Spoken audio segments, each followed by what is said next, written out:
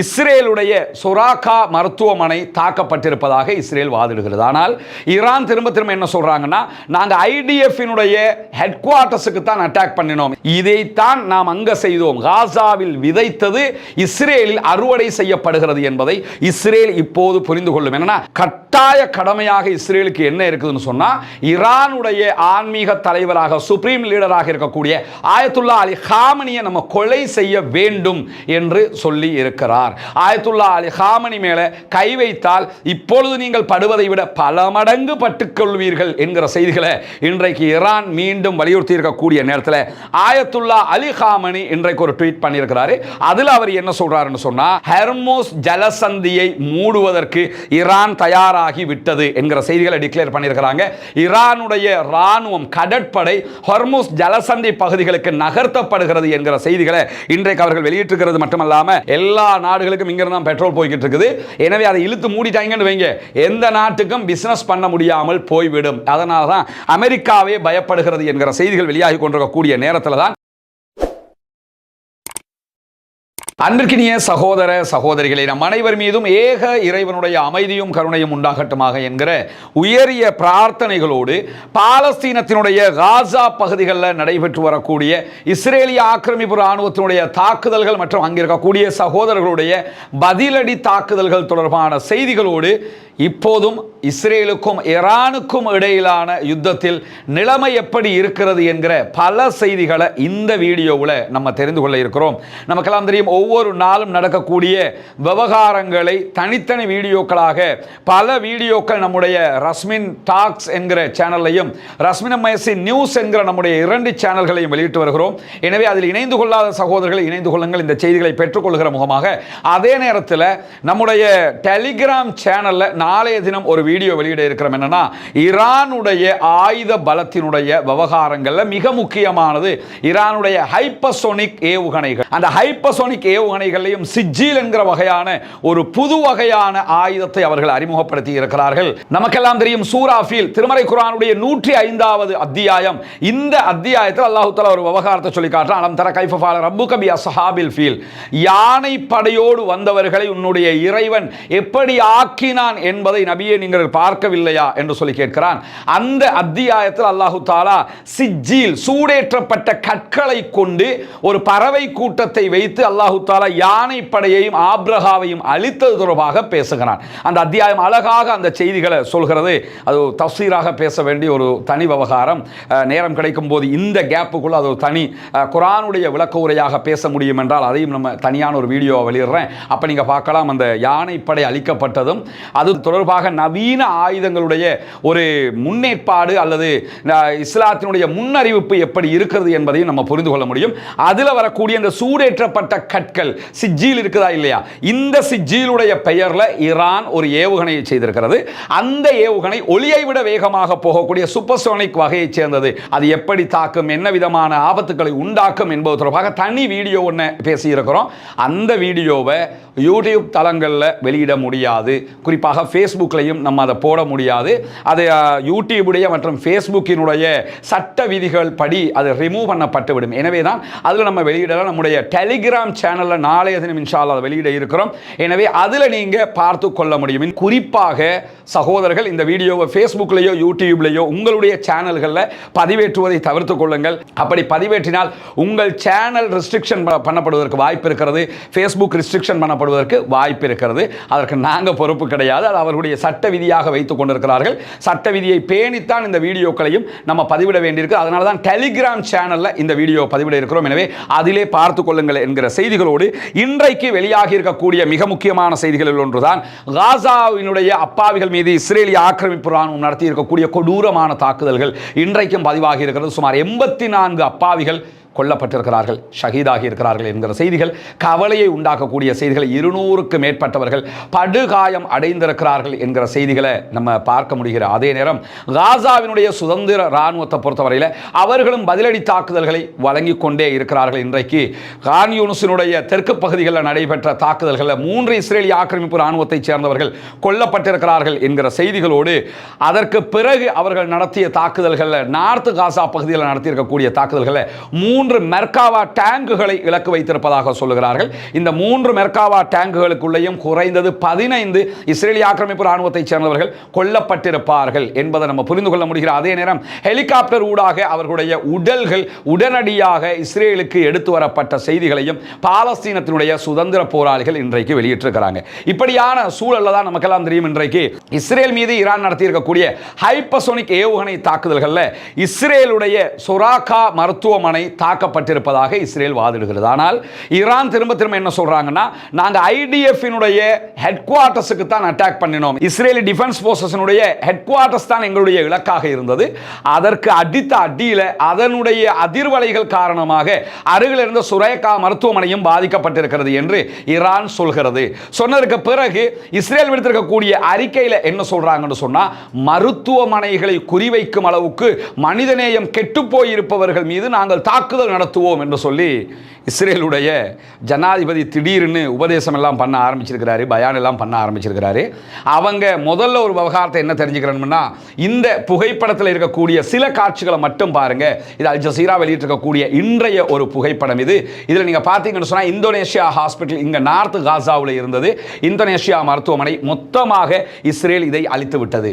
அதே நேரத்தில் இதே நார்த் காசாவில் இருந்த அவுதா மருத்துவமனை மொத்தமாக இஸ்ரேல் இதை அழித்து விட்டது. அதே போன்று நாசர் ஹாஸ்பிட்டல், இது கான் யூனிஸ் பகுதிகளில் இருந்தது, தைர் அல் பலாவுக்கு கீழே கான் யூனிஸ் பகுதிகளில் இருந்தது. இந்த மருத்துவமனையும் மொத்தமாக இஸ்ரேல் அழித்து விட்டது. சொல்ல போனா இந்த நாசர் ஹாஸ்பிட்டல் என்கிறது சைல்டு சிறுவர்களுக்கான ஸ்பெஷல் ஹாஸ்பிட்டலாக பார்க்கப்பட்டது. இதுல தனிப்பிரிவு ஒன்று புற்றுநோய் நோயாளிகளுக்கான ஒரு பிரிவாக தனியாக இயங்கி வந்தது. இப்படி பலவிதமான சேவைகளை வழங்கிய நாசர் ஹாஸ்பிட்டல் மொத்தமாக அளிக்கப்பட்டிருக்கிற அதே நேரத்தில் யூரோப்பியன் ஹாஸ்பிட்டல், காசா ஹாஸ்பிட்டல் இருந்த இடத்தையும் மொத்தமாக அளித்து யூரோப்பியன் ஹாஸ்பிட்டலும் மொத்தமாக அளிக்கப்பட்டிருக்கிறது. இப்படி இது 4 தான் நான் உங்களுக்கு காட்டுகிறேன், மிக மிக முக்கியமான 4 மருத்துவமனைகள். இது இல்லாம குதுஸ் மருத்துவமனை, அல் அக்ஸா மருத்துவமனை என்று மொத்தம் 36 மருத்துவமனைகளை அளித்த கர்ண கொடூரமான, ஒன்றுக்கும் உதவாத, மனிதநேயம் மருந்துக்கும் இல்லாத குரூப் இன்னைக்கு வந்து என்ன சொல்லுதுன்னா, மனிதநேயம் உள்ளவர்கள் மருத்துவமனை மீது தாக்கலாமா என்று இன்னைக்கு சட்டாம்பித்தனம் பேசிக் கொண்டிருக்கிறார்கள். அவங்க ஒன்று உணரணும், என்னன்னா, இதைத்தான் நாம் அங்க செய்தோம், காசாவில் விதைத்தது இஸ்ரேலில் அறுவடை செய்யப்படுகிறது என்பதை இஸ்ரேல் இப்போது புரிந்து கொள்ளும். என்னன்னா, எங்கள்கிட்ட எவன்டா கேட்கறதுக்கு இருக்கிறான், எங்களுக்கு பக்கத்தில் அமெரிக்கா இருக்கிறான் என்று நினைச்சுக்கிட்டு இருந்தாங்க. அத்தனை மக்களுடைய பிரார்த்தனையை அல்லாஹு தாலா அங்கீகரிக்காமல் இல்லை. இன்றைக்கு நாம் கேட்ட பிரார்த்தனைகள் இஸ்ரேல் பற்றி எரிந்து கொண்டிருக்க. சாதாரணமாக நினைக்காதீங்க, இஸ்ரேல் மேலே விடக்கூடிய ஒவ்வொரு அடியும் தாறுமாறான அடியாக இருக்கிறது. இன்றைக்கு அதனுடைய மேலதிக தகவல்களை நம்ம பார்க்க இருக்கக்கூடிய நேரத்தில் தான் இன்றைக்கு 84 பேரை இஸ்ரேல் ஆக்கிரமிப்பு ராணுவம் கொண்டிருக்கிறது காசாவுக்குள்ள. அப்போ டெய்லி அவங்க காசாவுக்குள்ள அப்பாவிகளை கொன்று குவித்து கொண்டே இருப்பார்கள். இதை யாருமே தட்டி கேட்கக்கூடாதா என்கிற கேள்வி எழுகிறது. ஆனால் எது எப்படி போனாலும் மருத்துவமனைகள் மீது யாரும் தாக்குதல் நடத்தக்கூடாது என்பதில் நம்ம தெளிவாக இருக்கணும். ஏன்னா நோயாளிகள் இருக்கக்கூடிய இடங்கள் என்பதில் எந்த மாற்று கருத்தும் கிடையாது. ஆனால் ஈரான் மருத்துவமனையை தாக்கவில்லை என்று திரும்ப திரும்ப வாதிடுகிறது. அந்த மருத்துவமனை யாரு அங்க இருப்பாங்கன்னு பார்த்தீங்கன்னா, பொதுமக்களுக்கான மருத்துவமனையும் கிடையாது. காசாவில் 25 மைல்களுக்கு அப்பால் இருக்கக்கூடிய காசாவில் இஸ்ரேல் நடத்தக்கூடிய பயங்கரமான தாக்குதல்களில் அதற்கு எதிர்வினை தாக்குதல்கள் நடத்தக்கூடிய பாலஸ்தீன விடுதலை அமைப்பிடத்தில் அடி வாங்கிட்டு வந்து மருத்துவ சிகிச்சை எடுக்கக்கூடிய இஸ்ரேலிய ஆக்கிரமிப்பு ராணுவத்தினுடைய ஆர்மி ஹாஸ்பிட்டல் தான் சொரோகா மருத்துவமனை. எனவே அந்த மருத்துவமனை பொதுமக்களுக்கான மருத்துவமனையும் இல்லை என்பதையும் இந்த இடத்தில் நாம் புரிந்து கொள்ளுகிற அதே நேரத்தில் நமக்கெல்லாம் தெரியும், இன்னைக்கு இஸ்ரேலி கேட்ஸ், இஸ்ரேலுடைய வலதுசாரி பிரபலமான ஒரு அமைச்சர். இவர் எதில் பிரபலம்னா, இனவாதத்தின் உச்சத்தில் இருக்கக்கூடிய ஒரு அமைச்சராக இவர் பார்க்கப்படும். விமல் வீரவன்சையை தூக்கி சாப்பிடுகிற அளவுக்கு இருக்கக்கூடிய ஒரு ஆள். அதே மாதிரி இதுக்கு முன்னாடி இருந்தாங்களே கோட்டாவை கூட தூக்கி சாப்பிடலாங்கிற அளவுக்கு இருக்கக்கூடிய ஒரு ஆள் தான் இந்த இனவாதி. இவர் இன்னைக்கு என்ன சொல்றாருன்னு சொன்னா, கட்டாய கடமையாக இஸ்ரேலுக்கு என்ன இருக்குதுன்னு சொன்னா, ஈரானுடைய ஆன்மீக தலைவராக சுப்ரீம் லீடராக இருக்கக்கூடிய ஆயத்துல்லா அலி காமனியை நம்ம கொலை செய்ய வேண்டும் என்று சொல்லி இருக்கிறார். ஆயத்துல்லா அலி காமனி மேல கை வைத்தால் இப்பொழுது நீங்கள் படுவதை விட பல மடங்கு பட்டுக்கொள்வீர்கள் என்கிற செய்திகளை இன்றைக்கு ஈரான் மீண்டும் வலியுறுத்தி இருக்கக்கூடிய நேரத்தில் ஆயத்துல்லா அலி காமனி இன்றைக்கு ஒரு ட்வீட் பண்ணியிருக்கிறாரு. அதில் அவர் என்ன சொல்றாருன்னு சொன்னா, அமெரிக்கர்களை உதவிக்கு அழைக்கிறது இஸ்ரேல். இதிலிருந்து இஸ்ரேல் என்ன சொல்ல வருகிறது என்றால், எங்களுக்கு ஆண்மை இல்லை, நாங்கள் தோல்வி அடைந்து விட்டோம், எங்களால் இந்த யுத்தத்தை தொடர முடியாது, ஈரானிடத்தில் நாங்கள் தோற்றுக்கொண்டிருக்கிறோம் என்பதை ஒப்புக்கொள்கிறது இஸ்ரேல் என்று சொல்லி ஆயத்துல்லா அலி காமனி அவங்க இன்றைக்கு ட்வீட் பண்ணியிருக்கக்கூடிய செய்திகளை பார்க்க முடிகிறது. எனவே உண்மையும் யதார்த்தமும் கூட அதுதான். நேருக்கு நேரம் நாங்கள் தான் சண்டை பிடிக்க போறோம்னு ஈரானோட சண்டைக்கு வந்தவங்க எங்களால் அடிக்க முடியல, அமெரிக்கா அவசரமா வாங்கன்னு கூப்பிடுறாங்கன்னு சொன்னா என்ன அர்த்தம்? அவர்கள் வீக் ஆகிட்டாங்கன்னு அர்த்தம்ங்கிறத உலகமே தெரிந்து கொண்டிருக்கக்கூடிய நேரத்தில் நாளைய தினம் அவசரமாக யூரோப் யூனியனுடைய கூட்டாளிகள், யூரோப் யூனியனில் இருக்கக்கூடிய நாடுகளுடைய மிக முக்கியஸ்தர்கள் இஸ்ரேலிய அதிகாரிகளை சந்திக்கிறார்கள் என்கிற செய்திகள் வெளியாகி கொண்டிருக்கிறது. காரணம் என்னன்னா, இஸ்ரேல் விழுந்துருமோ, இஸ்ரேலுக்கு ஏதாவது ஆயிருமோ, ஈரான் போகிற போக்கில் அழிச்சே போட்டுருவானோ என்பதற்காக யூரோப்பும் தற்போது இஸ்ரேலுக்கு ஆதரவாக திரண்டு வருகிறதான எத்தனை பேர் வந்தாலும் எங்களுக்கு அடிச்சடிக்கு பதில் கொடுக்காம நிறுத்த மாட்டோம் பார்த்துக்கன்னு சொல்லி இன்றைக்கு மிக தெளிவாக ஈரான் சொல்லியிருக்கக்கூடிய நேரத்தில் அமெரிக்க ராணுவ அதிகாரிகளை மேற்கோள் காட்டி நியூயார்க் டைம்ஸ் சற்று நேரத்துக்கு முன்பதாக ஒரு அறிக்கை வெளியிட்டிருக்கிறது. அதில் அவங்க என்ன சொல்றாங்கன்னு சொன்னா, ஹெர்மோஸ் ஜலசந்தியை மூடுவதற்கு ஈரான் தயாராகி விட்டது என்கிற செய்திகளை டிக்ளேர் பண்ணியிருக்கிறாங்க. ஈரானுடைய ராணுவம், கடற்படை ஹெர்மோஸ் ஜலசந்தி பகுதிகளுக்கு நகர்த்தப்படுகிறது என்கிற செய்திகளை இன்றைக்கு அவர்கள் வெளியிட்டிருக்கிறது மட்டுமல்லாம இந்த செய்திகளுக்கு ஆதாரமாக சேட்டலைட் காட்சிகளையும் அவர்கள் வெளியிட்டிருக்கிறார்கள். ஈரான் தன்னுடைய கடற்படையை ஐஆர்ஜிசியினுடைய ஒரு பிரிவையும் இணைத்து ஹெர்மோஸ் ஜலசந்திக்கு நகர்த்தி கொண்டிருக்கிறது. ஹெர்மோஸ் ஜலசந்தி என்றால் என்ன என்று சுருக்கமாக ஏற்கனவே நம்ம சொல்லியிருக்கிறோம். ஆனால் இது எப்படி நடக்க போகிறது, ஹெர்மோஸ் ஜலசந்தியினுடைய வரலாறு என்ன, எத்தனை தடவைகள் அமெரிக்கா ஏற்கனவே இப்படி அந்த இடத்துக்கு வந்திருக்கிறது, ஈரான் எப்படி தடுத்திருக்கிறது என்கிற விவரங்களை நாளைக்கு தனி ஒரு வீடியோவாகவும் நம்ம வெளியிடுவோம். ஆனால் சுருக்கமாக புரிந்து கொள்ளுங்கள், ஹெர்மோஸ் ஜலசந்திங்கிறது அரபு நாடுகளை இப்படி நீங்க எடுத்துக்கிட்டீங்கன்னு சொன்னா, அரபு நாட்டுகளுடைய ஒரு பகுதி செங்கடல் பார்டராக வந்து நிற்கும். அடுத்த பகுதியை நீங்க எடுத்துக்கிட்டீங்கன்னு சொன்னா பெர்ஷியன் வளைகுடாவுக்குள்ள வரும். பெர்ஷியன் வளைகுடாவில் ரைட் சைடு நம்ம நிக்கிற மாதிரி என்று பார்த்தீங்கன்னா ரைட் சைடில் எது இருக்கும்னு சொன்னா ஈரான் இருக்கும். லெஃப்ட் ஹேண்ட் சைடில் எது இருக்கும்னு சொன்னா Dubai, UAE, Qatar, Kuwait, Saudi அரேபியாவினுடைய சில பகுதிகள், இப்படி எல்லா அரபு நாடுகளும் அந்த லிஸ்டுக்குள்ள தான் வரும். இந்த அரபு நாடுகளில் தயாரிக்கப்படக்கூடிய பெட்ரோலியம் சார்ந்த எல்பி கேஸ் போன்ற அனைத்துமே இந்த ஹெர்மோஸ் ஜலசந்தியால தான் வெளியே போகும். ஹெர்மோஸ் ஜலசந்தி தான் உலகத்தில் 1/3 மடங்கு பெட்ரோலிய தேவையை பூர்த்தி செய்கிறது. எல்லா நாடுகளுக்கும் இங்கிருந்து தான் பெட்ரோல் போய்கிட்டு இருக்குது.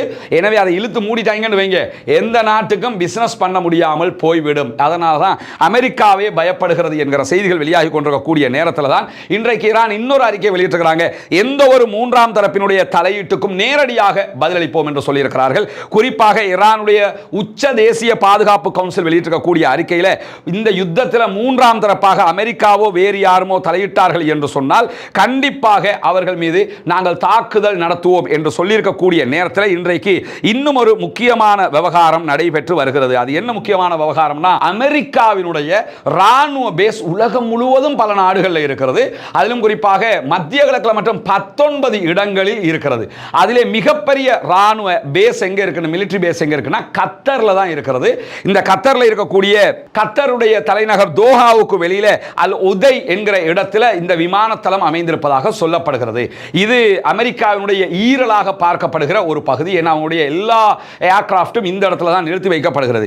இந்த நேரத்தில் இன்றைக்கு வெளியாகி இருக்கக்கூடிய தகவல், நேற்றைய தினம் பிளானட் லேப்ஸ் பிபிசி எடுத்த ஒரு செயற்கைக்கோள் புகைப்படத்தை எல்லாம் ஆதாரம் காட்டி ஏபி பகுப்பாய்வு செய்து வெளியிட்டிருக்கக்கூடிய ஒரு தகவல், அசோசியேட்டட் பிரஸ் வெளியிட்டிருக்கக்கூடிய ஒரு தகவல் என்னன்னு சொன்னா, இந்த தோஹாவுக்கு வெளியில் இருக்கக்கூடிய உதை விமான நிலையம் அமெரிக்காவினுடைய பேஸ்ல இருந்து வலமையில சேட்டலைட்ல பார்த்தா நிறைய ரன்வேல நிறைய விமானங்கள் நிறுத்தி வைக்கப்பட்டிருக்கும். அதே போன்று ட்ரோன்கள், பெரிய பெரிய ட்ரோன்கள் எல்லாம் நிறுத்தி வைக்கப்பட்டிருக்கும். ஆனால் புதன்கிழமையில இருந்து, அதாவது நேற்றுல இருந்து மொத்தமாக இந்த விமானங்களை வெளியேற்றுகிற வேலையை அமெரிக்கா செய்து கொண்டிருக்கிறது. நமக்கே ஆச்சரியமா தான் இருக்குது. தலைவனுக்கே நிலைமை இப்படி ஆயிடுச்சே என்று சொல்லி யோசிக்க வேண்டியிருக்கு. என்னன்னா, நான் அடிச்சிருவான், பிடிச்சிருவான், தூக்கிடுவான்னு கேட்டிருந்தாங்க. இப்போ அமெரிக்காவே என்ன பண்றாங்கன்னா, ஆல்ரெடி இஸ்ரேல் அவர்களுடைய விமானங்களை எல்லாம் வெளிநாட்டுக்கு கொண்டு போயிட்டாங்க, அமெரிக்காவுக்கு எடுத்துட்டு போயிட்டாங்க.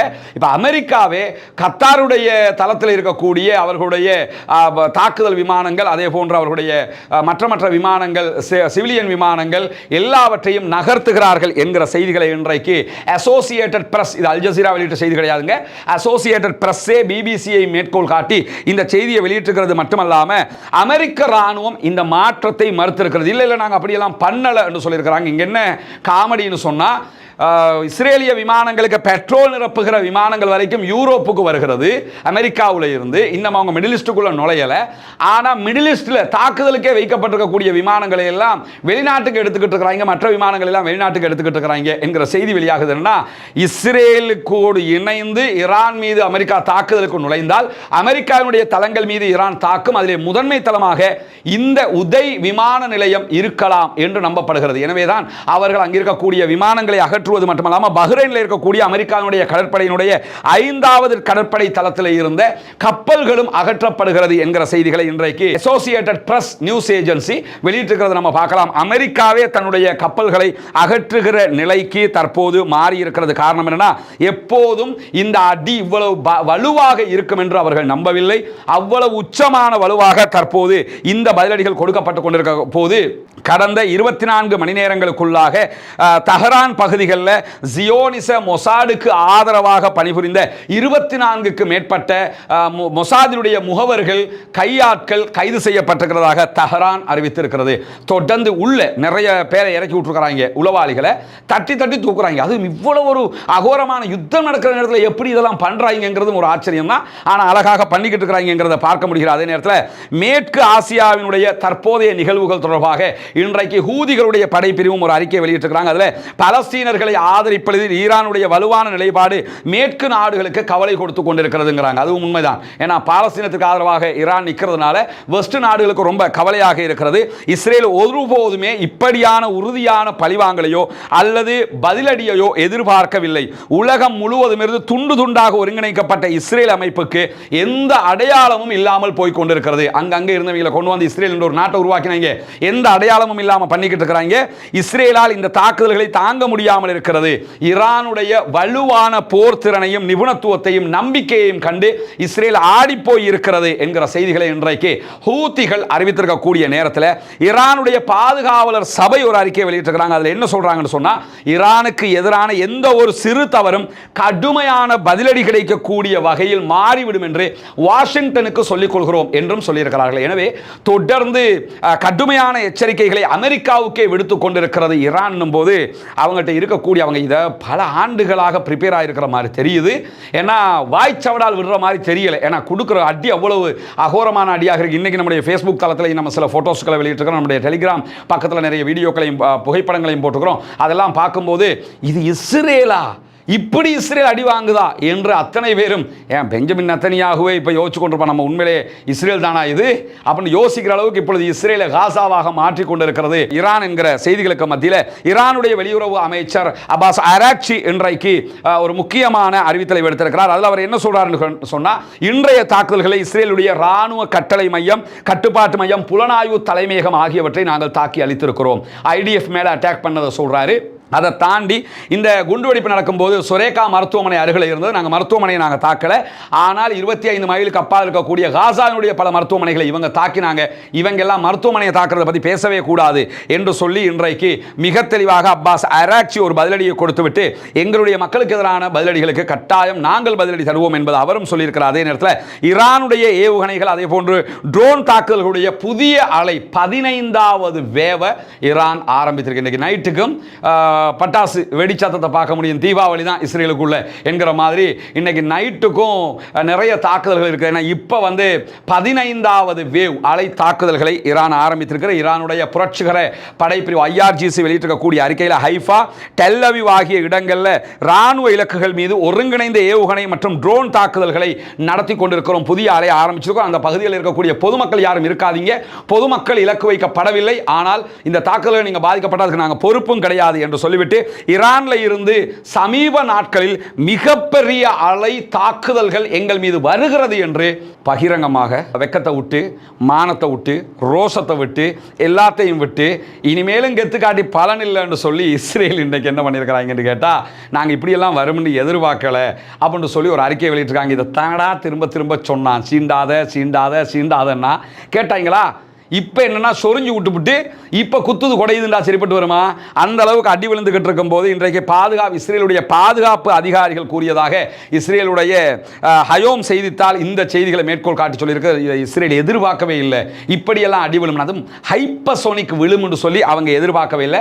ஹைப்பர்சோனிக்குடைய அந்த ஸ்டைலே அதுதான், அதனால தான் ஆடி போய் இருக்கிறது இஸ்ரேல். அது மட்டுமல்லாமல் ஹைப்பர்சோனிக் நேற்றைய தினம் இஸ்ரேல் மீது ஈரான் அடித்திருக்கக்கூடிய ஃபத்தாஹ் 1 ஃபத்தாஹ் 2 போன்ற ஏவுகணைகளுடைய விவகாரம் என்னன்னா வெறும் 6 நிமிடத்தில் இஸ்ரேலை வந்து அடைந்து விடுகிறது. அந்த அளவுக்கு மிக முக்கியமான தாக்குதல்களாக அவை இருக்கக்கூடிய நேரத்தில் இஸ்ரேல் மேலதிகமாக என்ன சொல்றாங்கன்னு கேட்டா, தன்னை தாக்கும் ஈரானுடைய ஏவுகணைகள் தொடர்பாக அவங்க சொல்லும்போது ஈரான் பலமுனை ஏவுகணை தாக்குதல்களை பயன்படுத்துகிறது. அதுக்கு அது கரெக்டாக சொல்லணும்னா ஈரானுடைய ஃபத்தாஹ் 2 என்கிற வகையான ஏவுகணை அட்டாக் நடத்தப்படுது. இந்த ஃபத்தாஹ் 2 எப்படின்னு சொன்னா ஒரே நேரத்தில் பல தலைகளோடு பயணிக்கக்கூடியது ஒரு ஏவுகணையாக இருக்கும். ஆனால் அதிலிருந்து நிறைய பிரியும்.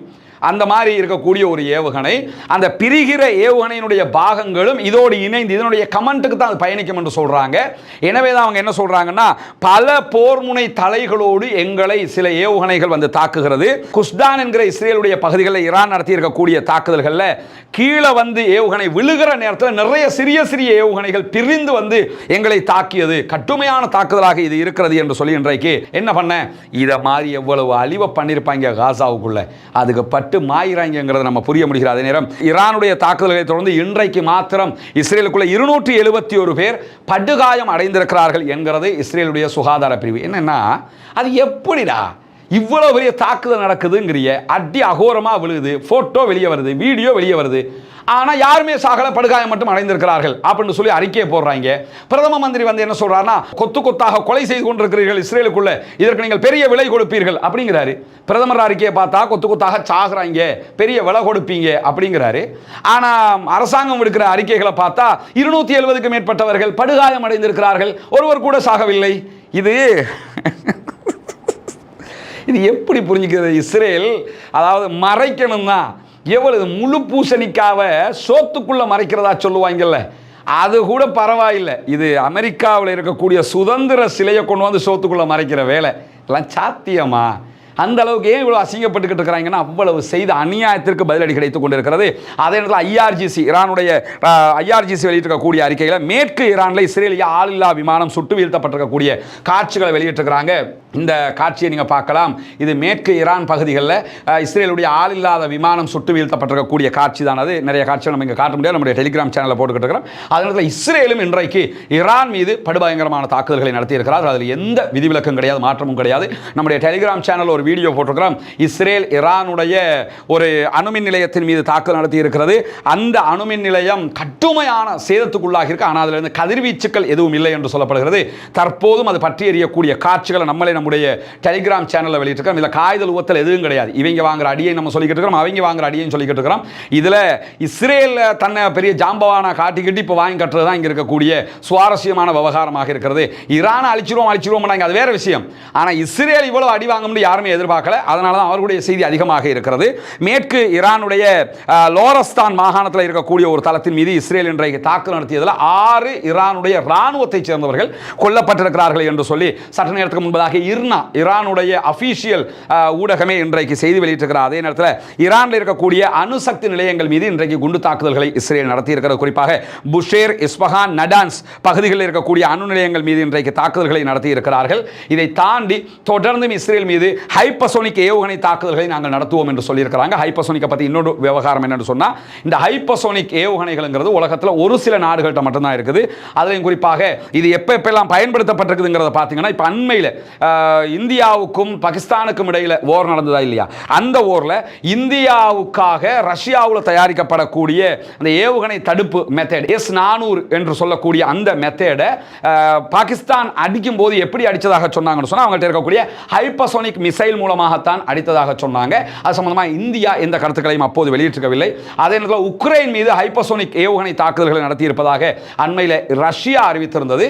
அதை தாண்டி நீங்கள் பார்த்தீங்கன்னா இப்பொழுது யுத்தம் என்று வந்தால் வந்து முதல் தடவையாக ஹைப்பர்சோனிக் ஏவுகணைகளை பயன்படுத்தக்கூடிய ஒரு நாடாக ஈரான் இருக்குது. அதுவும் ஆயிரக்கணக்கான ஹைப்பர்சோனிக் அவங்க வச்சுக்கிட்டு இருக்கிறதா சொல்லப்படுது. எந்த நாட்டிலையுமே இப்படி இல்லை என்று நம்பப்படுகிறது. அதே நேரத்தில் இதை தாண்டி Russia, Pakistan, Australia, England, Brazil, France, German, Japan, வடகொரியா, தென்கொரியா ஆகிய நாடுகள் இந்த வகையான மிசைல்களை வைத்துக் கொண்டிருப்பதாக சொல்லப்படுகிற நேரத்தில் இதை தாண்டி இருக்கக்கூடிய ஒரு முக்கியமான செய்தி என்னன்னு சொன்னா, ஐரோப்பிய ஒன்றியம் இந்த ஹைப்பர்சோனிக் மிசைலை தடுக்கிற ஒரு யுக்தியை கண்டறிவதற்கான ஏற்பாடுகளை செய்து கொண்டிருக்கிறது என்கிற அறிவித்தலையும் அவங்க தொடர்ந்து விடுத்து வர்றாங்க. காரணம் என்னன்னு சொன்னா, ஹைப்பர்சோனிக்கை தடுக்க முடியாமல் இருக்கிறதுக்கு அதுக்கு இன்னொரு காரணம் என்னன்னா, இந்த ஹைப்பர்சோனிக் பூமியில இருந்து கிளம்பிடுச்சுன்னு சொன்னா நம்ம பார்க்கிற இந்த வளிமண்டலத்தை விட்டு வெளியே போயிடும். வளிமண்டலத்துக்குள்ள இருக்கிற வரைக்கும் தான் அதை கண்ட்ரோல் பண்ணுகிற திறனை இவங்க கண்டுபிடித்து வைத்துக் கொண்டிருக்கிறார்கள்.